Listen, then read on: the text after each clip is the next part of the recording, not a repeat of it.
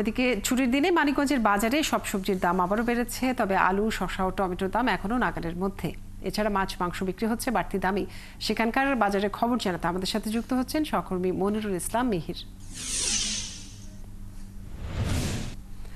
মিহির, বাজারে কোন কোন পণ্যের দাম বাড়তি দেখছেন, ক্রেতারা কি বলছেন দাম নিয়ে?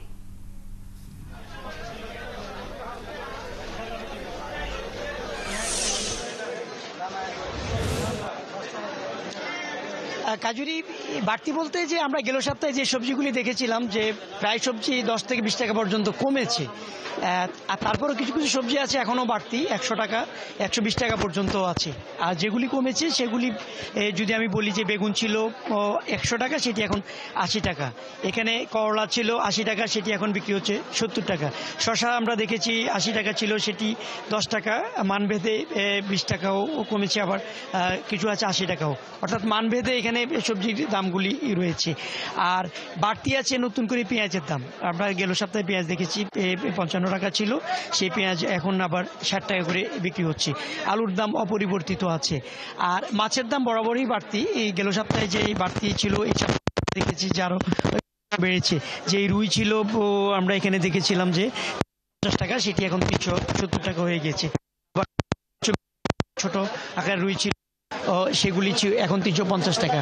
আবার ইলিশ মাছের দামও আমরা বাড়তি দেখছি। অর্থাৎ এখানে যে নদীতে বা সাগরে মাছ মিলছে না, যার কারণে দাম বাড়তি, তেমনটা এখানে বিক্রেতারা আমাদেরকে বলছে। অর্থাৎ ইলিশ মাছ সেগুলি দেখছি 2000 টাকা বিক্রি হচ্ছে। মাঝারি সাইজের যে ইলিশ সেটি 1300 টাকা এবং ছোট সাইজের ইলিশ 900 টাকা। অর্থাৎ ছোট সাইজের ইলিশ আমরা দেখেছি 100 টাকা বিক্রি হচ্ছে, 200 টাকা এখন কেজিতে বাড়তি আছে। আর গরুর মাংস এবং ব্রয়লার মুরগি এটি অপরিবর্তিত আছে। অর্থাৎ গরু মাংস সরকার নির্ধারিত যে 750 মুরগির দাম গেল সপ্তাহে যে কম ছিল এখনো কম আছে। এখানে দাঁড়িয়ে আছে যে অনেক মুরগি হিটে স্ট্রোকে মারা যাওয়ার কারণে মুরগির দাম এখানে আমরা দেখছি যে 100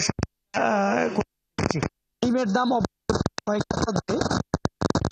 যে ডিমগুলি আছে সেটি বিক্রি হচ্ছে 45 টাকা আলিতে। এবং মিহির, আপনাকে আমরা স্পষ্ট শুনতে পাচ্ছি না। আপনাকে পরবর্তীতে আবারও আপনার সাথে আমরা যুক্ত হব। দর্শক, মানিকগঞ্জ থেকে যুক্ত ছিলেন আমাদের সহকর্মী, জানাচ্ছিলেন বাজারের খবরাখবর।